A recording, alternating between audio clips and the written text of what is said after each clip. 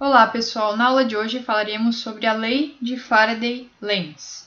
Então a gente começa com a lei de Faraday. Essa lei de Faraday foi estabelecida por Michael Faraday em 1831. Essa lei de Faraday também é conhecida como lei de indução eletromagnética. O enunciado da lei de Faraday diz que quando houver a variação do fluxo magnético através de um circuito, surgirá nele uma força eletromotriz induzida. Bom, lembrem-se que o fluxo magnético, nós já sabemos calcular o fluxo magnético, por exemplo, que é produzido por uma espira, né? E a unidade de fluxo é o Weber, né? A variação de fluxo, então, vai ser o delta Φ, e também unidade em Weber, enquanto que a nossa força eletromotriz induzida, a gente pode representar ela aqui pela letra epsilon, né? Ou muitas vezes, comumente, a gente utiliza a letra E, e a unidade é a tensão. Em 1831 ele estabeleceu essa lei. Vou mostrar aqui numa animação o que é essa lei, né? Uma forma de visualizar ela. Aqui a gente vai utilizar uma simulação que vocês podem pegar o link dessa simulação na descrição do vídeo. E aqui a gente tem um ímã e aqui a gente tem uma bobina, né? Com 3 espiras. Então, de acordo com a lei de Faraday-Lenz, este ímã aqui está produzindo um campo magnético, né? A gente consegue desenhar as linhas de campo magnético. E essa bobina, por enquanto, os elétrons dela não estão se movimentando, ou seja, não há corrente elétrica, uma vez que o meu ímã está parado. Então, quando o meu ímã ele entra em movimento, vai haver a variação de fluxo magnético quando eu utilizo como referência a espira. Eu vou movimentar, vai haver variação de fluxo, e se há variação de fluxo, existe a indução, existe a força eletromotriz induzida, e essa força eletromotriz induzida vai produzir, né, uma corrente induzida. Logo depois, em 1834, surgiu a lei de Lenz. Além da questão de verificar que existe força eletromotriz induzida, a gente consegue identificar o sentido da corrente. O enunciado da lei é o seguinte: o sentido da corrente induzida é tal que o campo magnético por ela criado é oposto à variação do fluxo magnético que lhe deu origem. Ou seja, vai existir uma corrente induzida em um outro circuito, só que essa corrente induzida ela tem o sentido de gerar um fluxo magnético que se opõe à variação do fluxo original. Em 1845, um outro físico, né, ele escreveu matematicamente a lei de Faraday. Quando a gente fala da equação, a gente fala em lei Faraday-Newman-Lenz, porque é a união, né, da ideia desses 3 físicos que surgiu a lei matemática, né? Então, para não escrever tantos nomes, é mais conhecida como lei de Faraday-Lenz, ou lei de indução de Faraday, ou lei da indução eletromagnética. Todas elas, o enunciado mostra aqui, ó, que a variação do fluxo, que é o nosso delta Φ, é proporcional à tensão induzida. Só que a gente tem esse sinal negativo que vai indicar a polaridade da força eletromotriz induzida, que é contrária à variação do fluxo magnético. Além disso, essa lei, a gente também adiciona o N aqui quando a gente tem um circuito com mais de uma espira, né? Então, se é um circuito com 2 espiras, a gente tem que multiplicar essa variação do fluxo por 2. Então, aqui o intervalo de variação do fluxo é o nosso delta Φ, intervalo de tempo é o delta T. E aqui o epsilon é a nossa força eletromotriz induzida medida em volts. A lei de Faraday-Lenz, né? A gente precisa, antes de mais nada, conhecer a regra da mão direita. A regra da mão direita permite encontrar o sentido do campo magnético, né? O nosso B,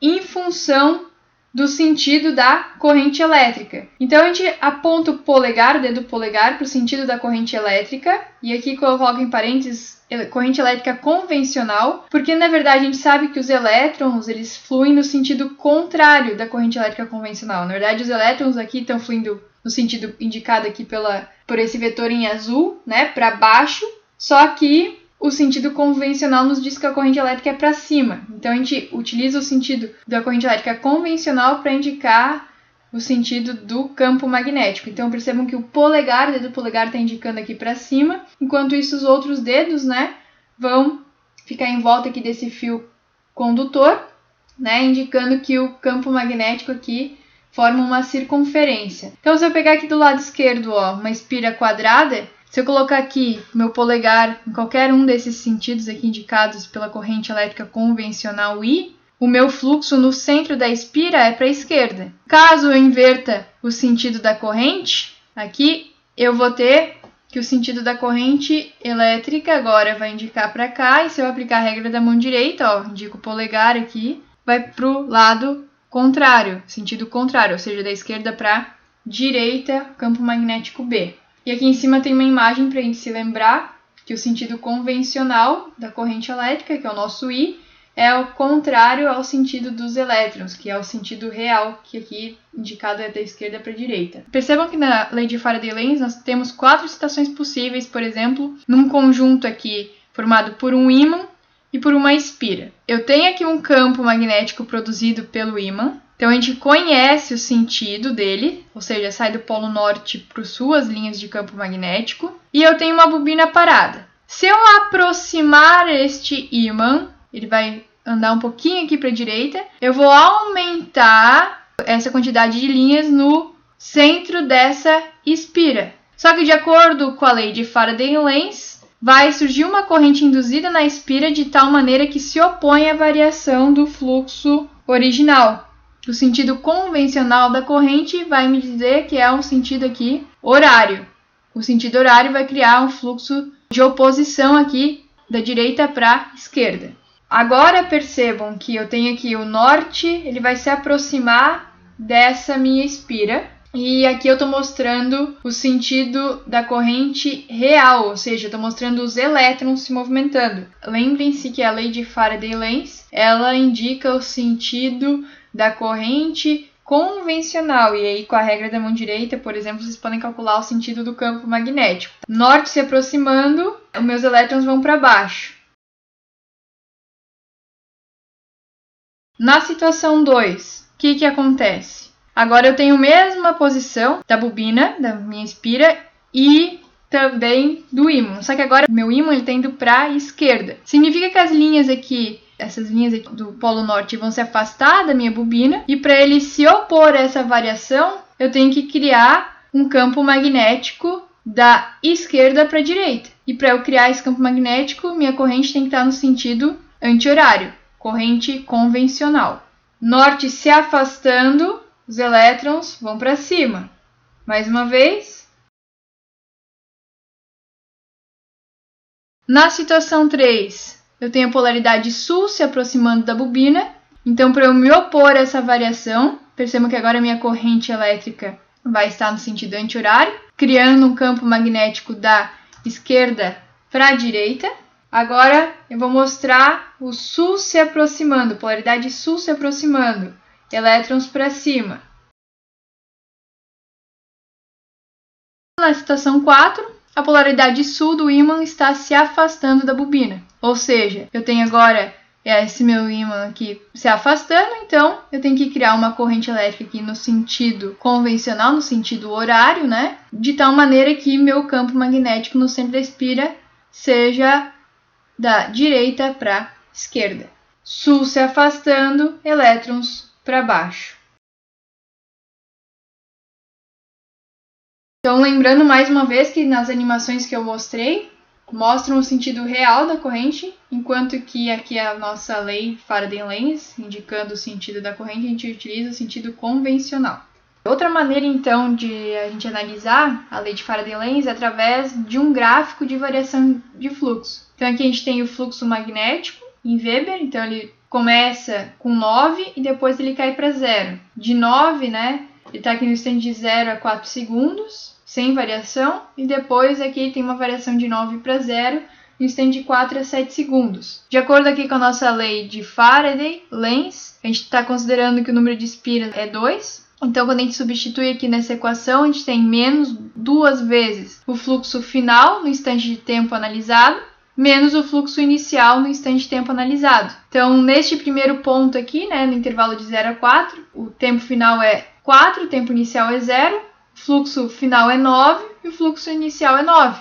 Ou seja, no instante 1, a variação é 0, ou seja, não tem força eletromotriz induzida. Mas agora no instante 2, se a gente analisar, ó, o fluxo inicial é 9, fluxo final é 0. Então, a gente faz 0 menos 9, que dá menos 9. Vezes 2 vezes negativo, vai ficar um número positivo. E tudo isso dividido pelo tempo final, que é 7, menos o tempo inicial, que é 4, que dá 3, tá? Quando a gente faz essa equação, a gente tem que a força eletromotriz induzida é 6 volts. Então, o gráfico de força eletromotriz induzida, a gente consegue calcular, né? E a gente percebe que só existe força eletromotriz induzida quando tem variação de fluxo. Se não tem variação de fluxo, o valor aqui é zero. Bom, pessoal, então um exemplo aqui da interpretação gráfica de variação de fluxo magnético. Tem aqui um gráfico em miliweber, né, em função do tempo em segundos. Tenho aqui uma bobina com 50 espiras, N igual a 50. A gente calcular a força eletromotriz induzida em cada intervalo de tempo. Então, só tem força eletromotriz induzida quando tem variação de fluxo. No caso, eu só tenho variação de fluxo nesse intervalo de 1 a 2 segundos, de 3 a 4, de 5 a 6, 7 a 8, 9 a 10 e de 10 a 11. Então, em todos os pontos que não tem variação, eu vou colocar aqui φ igual a zero. Então, aqui não tem variação, não tem variação aqui também. Nem aqui, nem aqui, tá? Então, nos outros pontos é que eu vou calcular essa φ. Então, no instante que eu, de 1 a 2, né? 1, 2, eu vou colocar aqui. Tenho que o valor da minha φ vai ser menos N vezes o fluxo final é 50 mili no tempo de 2 segundos. No tempo de 1 segundo, meu fluxo vale 0. Né? Então, essa aqui é a minha variação que eu tenho que calcular. Variação de fluxo em relação à variação do tempo. Fazendo esse cálculo, eu vou ter aqui que aqui vai dar 1, né? Nesse instante de 1 segundo. Então, vai ser menos 50 vezes 50, vai dar 250 milivolts. Então, menos 250 milivolts, tá? No instante de tempo E34, coloco aqui a mesma equaçãozinha, menos 50, só que agora o meu fluxo final é 0, tempo final é 4, tempo inicial é 3 e o fluxo inicial é 50. Então, percebam aqui agora que aqui continua tendo uma variação de 1 segundo de tempo, só que agora a minha variação de fluxo é uma variação negativa, porque minha forma de onda aqui está indo de um valor grande para 0. Então, quando eu coloco isso na equação, eu vou ter menos com menos aqui vai se cancelar, então eu vou ter mais 250 milivolts. Então, eu vou desenhar aqui esses dois instantes de tempo. O primeiro instante de tempo, então, eu vou fazer uma outra curva aqui em cima dessa, né, de fluxo, vou fazer uma curva de tensão, né, de força eletromotriz induzida. Então, aqui o valor é menos 250 e aqui o valor é mais 250. Tá? Lembrando que agora eu estou desenhando tensão em milivolts. Então, nesse instante de tempo que a gente já calculou. Então, no instante 5, 6, então E5, 6, mais uma vez, menos N, ou seja, menos 50. O fluxo final vale menos 50 mili.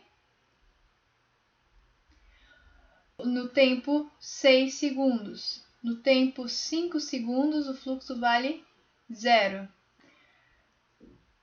Então, faço aqui essa continha, ó. A curva está aqui decrescendo, era 0 e diminuiu mais para menos 150, ou seja, uma variação negativa de fluxo. E aqui uma variação positiva de tempo. Variação de 1 segundo, meu fluxo decresceu, né? 50 miliweber. Então, aqui eu vou ter 250 milivolts. Então, aqui a variação positiva, né? Para φ induzida 250. Aqui, ó, vai crescer, o fluxo vai crescer de menos 50 para 0, ou seja, tem uma variação positiva de fluxo, ou seja, a minha φ será negativa. Vamos calcular. E no intervalo de 7 a 8 é menos 50, número de espiras, vezes o valor final de fluxo é 0, o valor inicial era menos 50, ou seja, menos o menos 50 mili. Divididos por uma variação de 1 segundo. 8 menos 7. Tempo final menos o tempo inicial. Vou ter aqui menos 250 milivolts. Então, conforme esperado aqui, negativa. Aqui a variação também vai ser negativa, ó, é a mesma inclinação no mesmo intervalo de tempo, vocês podem calcular. Esse aqui vai ser o resultado. E aqui o fluxo ele decresceu de 50 para 0. Com isso, eu vou ter aqui uma FEM positiva. Certo? Obrigada, pessoal!